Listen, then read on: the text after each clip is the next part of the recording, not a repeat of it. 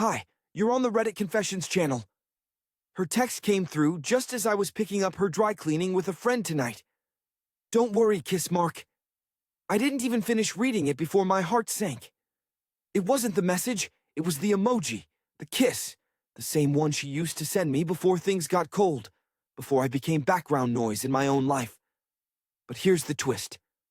I wasn't at the dry cleaners. I had just parked across the street from Lorenzo's Bistro, that upscale Italian place she claimed was too expensive for date night. I was there because something had been gnawing at me for weeks. The late-night showers, the locked phone, the fake laughs at texts she never let me see, and as if fate had a flair for the dramatic, there she was outside. I was gripping my steering wheel so hard the leather creaked. Inside, she was leaning across a candle-lit table, whispering to a man with hair too perfect to trust. She was wearing that dress, the one she said was for special occasions. Apparently, Tuesdays now counted. I watched her smile like I hadn't seen in years. I watched him place his hand over hers. And I snapped a photo, not to confront her, not yet, but because I needed proof that I wasn't crazy, that I wasn't paranoid, that this wasn't all in my head, like she said the last time I questioned her, nights out. And then I texted her. "Yeah, I'm watching you have dinner with him right now." She read it instantly. She froze. She looked up, scanning the room like a deer inches from the bumper. I stepped out of the car. The air was sharp, the kind that burns your nose and matches the burn in your chest. I didn't care about the other couples, the waitstaff, or the soft jazz playing from the speakers. I walked in, her eyes widened like I had risen from the grave. Her date turned, confused. And me? I pulled up a third chair, sat down slowly and said, "So, how's the food?" She didn't say a word, but her panic said everything. I can still hear the clink of her fork hitting the plate. That tiny accidental sound cut through the restaurant's soft jazz like a scream in a library. She didn't answer me. She didn't move.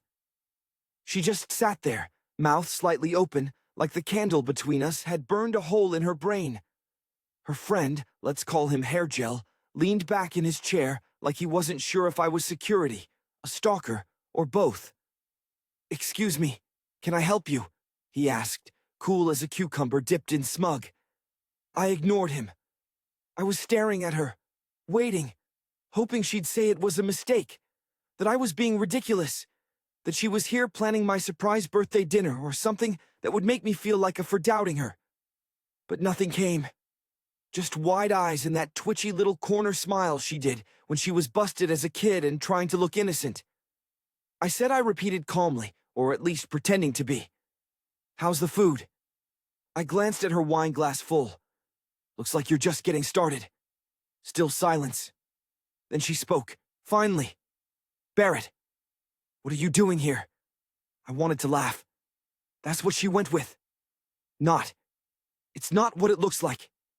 Not I can explain. Just pure defensive confusion. As if I was the one out of line for walking into a public place where my wife was sharing a table, a bottle, and what looked suspiciously like foreplay with a man she never once mentioned to me. Hair Gel looked between us, starting to realize maybe he wasn't the main character in this scene after all. "You know this guy?" he asked her, keeping his tone light but tightening his jaw. She swallowed. "He's my husband." He blinked. "You're married." That did it. I laughed out loud, probably louder than I should have. A few diners turned their heads. One waiter dropped the spoon. And Neely, my sweet secretive wife, looked like she wanted to vanish into the floor. "Yeah," I said, still laughing but dying inside. She forgets that sometimes. Then I pulled out my phone, slid it onto the table, and tapped the screen. A photo lit up, the one I took earlier from the car. Neely laughing mid-sip, his hand already reaching across the table, her eyes locked on his. "I like to remember the special moments," I said. Her mouth opened. Nothing came out. He looked at the screen, then back at her. His face shifted from smug to embarrassed to something else. Couldn't read it. She stood up suddenly. "We need to talk." She hissed at me, grabbing my arm like we were about to argue about which movie to stream. Not the fact that she was on a date with a stranger while married to a man sitting 2 FT away. I didn't budge. "Oh, we'll talk," I said quietly. "But not here. I just came to confirm what I already knew. You can go back to your appetizer." She tried to speak again, but I stood up before she could form a sentence. I turned to Hair Gel. "Enjoy your evening. You two look adorable." And I walked out, but the real storm hadn't even started yet. I don't even remember driving home. It was like I blinked, and suddenly I was sitting on the edge of our bed, staring at my shoes, heart still jackhammering against my ribs. The house felt unfamiliar, like I'd wandered into someone else's quiet life. And the worst part, her wine glass was still on the kitchen counter from last night, with that red smear of lipstick on the rim, like it was mocking me. 10 minutes later, I heard her car pull into the driveway. She came in fast. No dramatic pause. No slow door creak like in the movies. Just keys jangling, heels stomping, breath ragged. I stayed seated. I didn't even look up. "Barrett," she said, her voice already cracking. That wasn't what it looked like. There it was. The oldest line in the betrayal playbook. I let out a soft, joyless laugh, the kind that makes your throat tighten because it's trying to block tears. "Nye," I said, eyes still fixed on the floor. "Don't insult me more than you already have." She started pacing. I could hear her heels clicking against the hardwood, circling like she was gearing up for some Olympic-level gaslighting. "You followed me?" she said sharply, like that was the problem. I finally looked at her. "You lied to me," I said flatly. "You told me you were out with a friend. That's what your message said, right?" She didn't deny it. She didn't confirm it. Instead, she started crying. Real or fake? I couldn't tell anymore. Her hands shook as she pressed them against her face. Mascara already smudging. "He's just someone I used to know. We ran into each other a few months ago. I swear it's not serious," she stammered. "That word, it shattered something in me. Just an old friend, just dinner. Just a wine glass she cleaned up before I got home on other nights." "You wore the dress," I said almost to myself. "You told me it didn't fit." She looked cornered. "It didn't then. I lost weight. I wasn't hiding that." "You weren't hiding that," I repeated, nodding slowly. "Right, just everything else." That's when I opened the drawer beside the bed. Inside was a file folder, receipts, phone records, printouts. I wasn't proud of it, but I needed to know. I had to know. And I had known weeks before tonight. I placed the folder on the bed between us. She looked at it like it might bite. "You think I just showed up there by chance?" I asked. "You think I haven't been connecting the dots? The gym sessions you never came back sweaty from? The phone that always died? The weekend conference that didn't exist?" She tried to speak but failed. "I wanted you to say it," I said quietly. "I wanted to hear the truth, but now I realize you can't even do that. And here's the thing that crushed me the most. After everything, after being caught, after being exposed right in front of the guy, she still didn't apologize. She just said, 'Barrett, we've been unhappy for a long time.' Like, that made it fair. Like I deserved this." She stood there like she was the victim, like I had ruined a peaceful evening by what? Having eyes, having a brain, having the audacity to connect what was obvious and painful and humiliating. "You can't go through my phone records," she snapped finally, after minutes of silence. That was her angle. Privacy, not betrayal, not deception. She was mad. I knew. I didn't yell. I didn't throw things. I didn't tell her what I really wanted to, that she had gutted me without ever raising her voice. Instead, I just said, "Tell me his name." She hesitated. That alone was an answer. She sat down on the edge of the bed, far away from me, her hands clasped tightly like a kid in the principal's office. "It doesn't matter," she muttered. "It does to me," I said, voice shaking now. If I'm going to replay this nightmare for the rest of my life, I'd at least like to have a name to curse. Still silence. So, I gave her one. Cameron. Her head jerked up like I'd slapped her. She didn't confirm. She didn't have to. He was in her contacts under marketing guy. I'd seen the texts. I'd seen the photos. One of them at a bar, another in his car, both taken from her phone. That folder I dropped on the bed wasn't just for drama. I built it over 3 weeks, piece by piece, hoping I was wrong, praying it was just paranoia. But when you start compiling evidence like that, you're not trying to prove they're cheating. You're trying to prove you're not crazy. You've been seeing him for how long? I asked. Still no answer. Was it just dinner? I pushed. Just drinks? Just back seats? Just hotel rooms under fake names? She snapped at that. Don't talk to me like I'm some... What? Like someone who cheats? Someone who lies and gaslights and sends cutesy texts while their husband folds laundry at home? I stood up. I wasn't calm anymore. I was dizzy with everything I didn't know. Every Wednesday she worked late. Every girl's night. Every innocent plan she made with a kiss emoji at the end. It all turned rotten in my mind. I don't even know what's real anymore, I whispered. She rubbed her forehead. We weren't working, Barrett. You knew that. I turned to her slowly. So, you burned it down, instead of speaking up. I didn't plan for this, she said softer now. It just happened. That line, it just happened. Like the betrayal was spilled coffee. Not a choice. Like sleeping with someone else just slipped into her schedule between morning yoga and my mother's birthday dinner. She got up and reached for my hand. I stepped back. Don't, I said. Not when I'm still trying to figure out how you looked me in the eye yesterday. I didn't sleep that night, neither did she. We sat in the same house breathing the same stale air and said nothing. But I could tell she already knew it was over. She just didn't know what I'd do next. And truth be told, neither did I. The next morning didn't feel like morning. There was sunlight, but it didn't warm anything. The house was dead quiet, as if it too had been betrayed. I made coffee like a robot, barely noticing. I poured it into her favorite mug. Old habits don't vanish, just because someone does. She hadn't left. She stayed curled up on the couch in sweatpants and guilt. She didn't say good morning. Neither did I. I was supposed to work that day. I didn't. I just sat at the kitchen table staring at the open folder. Evidence of her choices printed in black and white. Credit card charges for dinners I never got invited to. A hotel receipt from a weekend she claimed she spent at Gwen's lake house. And the worst part, a selfie of them, taken in a car. Her head tilted on his shoulder, captioned, "Finally free."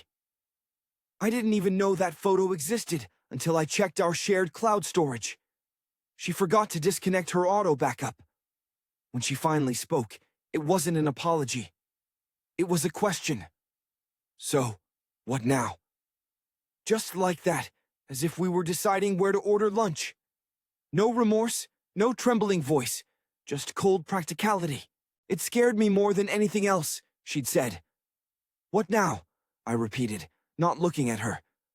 Now you wait for what? For me to fall apart, I said. Isn't that what you expected?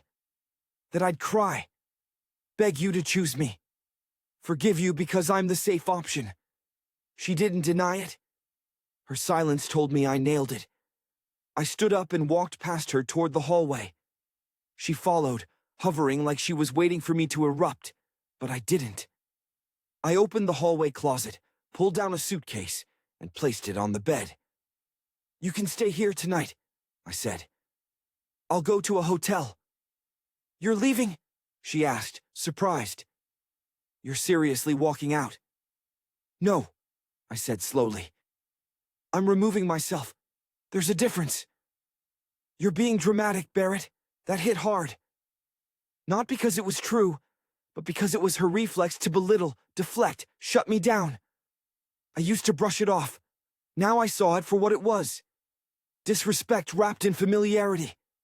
You cheated on me, I said quietly. Don't talk to me about drama. She crossed her arms. So what? You're just done? No. I said you were done. I'm just catching up. That's when she broke down. Real or not. The tears came. She tried to block the door. Said we could go to therapy. Said I shouldn't throw away everything over a mistake. But here's what I told her. Mistakes are tripping on the stairs. What you did was a plan. And that's when she changed tactics. You think he actually wants me? She snapped. You think I'm going to run off into the sunset with him? He's not even that serious.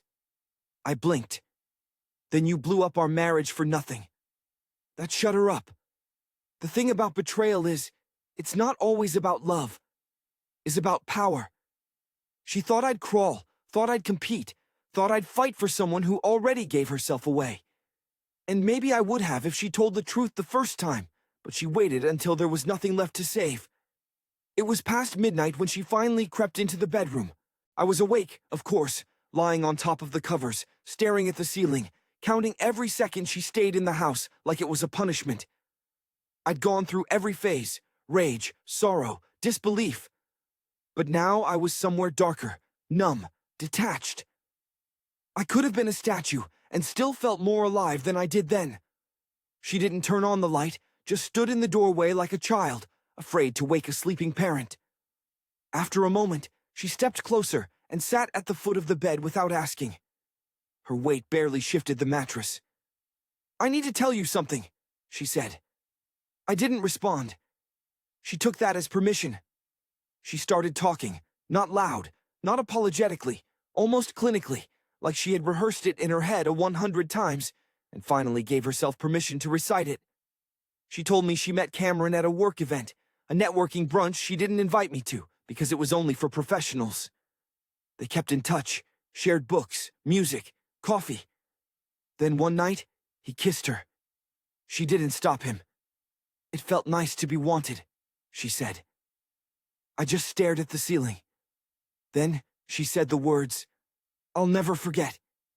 Not because they were shocking, but because they were so honest it physically hurt. I didn't sleep with him because I stopped loving you, Barrett. I slept with him because I started seeing you as a roommate. You never noticed when I walked in the room anymore. You stopped asking me questions. You just disappeared into the background. My jaw clenched hard, not out of anger, but because she'd finally answered the question I didn't want to ask. Why him? Why now? I sat up, finally meeting her eyes. And that's how you handle that. By replacing me with someone who smiles at your book, Rex. She didn't flinch. I know it was wrong. Wrong? I echoed, shaking my head. You built a whole life behind my back. You lied with your eyes and laughed in my face and came home to a man you couldn't even look at anymore. And the word you land on is wrong. She swallowed. I'm not saying I didn't love you. I just stopped feeling like I mattered to you. There it was again. Justification wrapped in self-pity. She wanted me to believe that her cheating was the result of my emotional absence. Like my quietness somehow signed a permission slip for her to sleep with someone else. But here's the truth. She didn't want to admit. I didn't notice her walking into the room. I just stopped saying anything because I didn't feel safe anymore. Every conversation ended with sarcasm. Every gesture from me was met with indifference. Every time I reached for her hand, it felt like asking a favor. I breathed out slowly. So what now, Nay? You said that like it's closure. Like now that you've confessed, I'm supposed to what? Heal. She looked down. I don't know what you want me to do. Then maybe you should have thought about that before any of this started. She wiped her eyes, nodded, and whispered something I couldn't quite believe she had the audacity to say. I wish you had stopped me. I nearly laughed. You mean the part after you lied to me? After the fake texts, after the wine glasses and perfume, and strangers knowing more about your life than I did? She stood up, finally realizing how far gone this was. I just didn't think you'd ever leave. You're you. Exactly. Ami, the safe one, the boring one, the one who folds the towels and never checks her phone. The man who wasn't dramatic until she gave him a reason to be. But now Now she had no idea what I was going to do next. I didn't sleep that night either. The bed felt smaller with her in it. Not physically, just wrong. Like everything I used to find comfort in had been replaced with something colder. I stayed still, eyes open, pretending to be asleep, while my mind spun in circles, questioning everything I thought I knew about the woman lying inches from me. By morning, I had made a decision. I waited until she went into the bathroom to shower. She left her phone on the nightstand like she always did. I didn't touch it, didn't need to. I had already seen enough. Instead, I picked up my phone and drafted a text. Not to her, not to Gwen or Rachel or anyone mutual. I sent it to someone I never imagined I'd contact.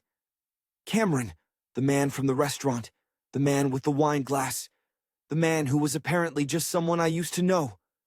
I had found his number weeks ago. Nearly once gave it to me by accident when she sent a reminder text that didn't match any plans we had. I traced it. That's how deep I had started falling into suspicion before all this exploded. So, I wrote, "I'm not threatening you. I just want one honest answer. Did you know she was married the whole time?" It took 15 minutes for him to respond. I nearly threw up waiting. Then finally, yeah. She said it was ending, that you were just roommates. I stared at the message for a long time. My hands shook, not with anger, with a strange kind of grief. He knew. He knew. And she told him a version of me that barely resembled the man I was. A ghost placeholder, not a husband. A minute later, another message followed. "Look, man. I'm sorry. I'm not proud of it. I backed off when I saw your face at the restaurant. Didn't know it was like that." I didn't reply. What would I even say? Thanks for screwing my wife with partial guilt. I deleted the thread, placed my phone face down, and walked into the bathroom doorway as the steam poured out behind her. She looked at me like she still had some kind of hold over me. "What?" she asked. I didn't answer, just looked at her. Really looked. For the first time in weeks, I saw her clearly. Not the woman I married, not even the woman I loved. Just someone I used to know. She wrapped the towel around her, walked past me, and stopped in the hallway like she was expecting a dramatic moment. Instead, I simply said, "I messaged him." Her face drained of color. "I wanted to know what story you told him," I continued. "And you know what? It wasn't even about you cheating anymore. It was about realizing you had rewritten me into someone I didn't recognize. I didn't mean to," she started. "But you did." I cut in. "You needed to feel better about what you were doing. So, you turned me into a villain in his version of events. The quiet, disconnected husband, the invisible man." She didn't deny it. She just stood there clutching the towel like armor. "I'm not invisible, Neely." I said, "I saw everything, felt every lie, and now I'm done." This time, I wasn't bluffing, and she knew it. She didn't follow me. Not when I packed the bag. Not when I grabbed my keys. Not even when I stood at the front door for one long minute, waiting to see if she'd say something, anything to stop me. But silence was the only answer she gave.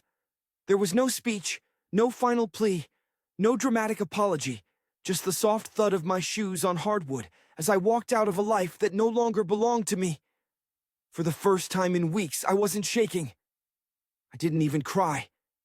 I just exhaled like someone finally cracked a window in a room that had been suffocating me for years. I didn't go to a hotel. I drove to my brother's place 2 hours away. When he opened the door, he didn't ask a single question. Just hugged me and said, "Took you long enough." I stayed there for 3 days. No text from her, no calls, just me, some old movies, cold pizza, and a growing sense of peace that felt unfamiliar but good. On the 4th day, I opened my inbox. There it was, an email from Nee. Long rambling, something between a love letter and a confessional. She said she was sorry, that she missed me, that she didn't know how empty the house would feel without my quiet footsteps and boring routines.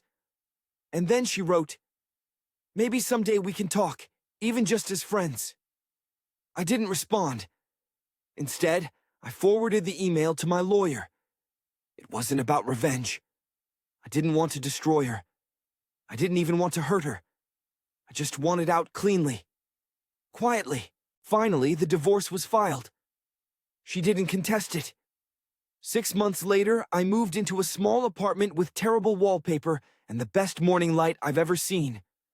I bought new plates, new towels, even started cooking again just for me. No audience, no silent judgment across the table. And one morning, while sipping burnt coffee and scrolling through job postings, I smiled, like genuinely unintentionally smiled. Not because life was perfect, but because for once it was mine again. No more pretending, no more walking on eggshells. No more waiting for someone to love me correctly. Just me and peace and the slow, honest work of starting over. So tell me, what part of the story hit you the hardest? Was it the restaurant moment, the confession, the quiet ending? Drop your thoughts in the comments, and don't forget to subscribe to Reddit Confessions for more real, raw stories every week. Sometimes the most powerful thing you can do is walk.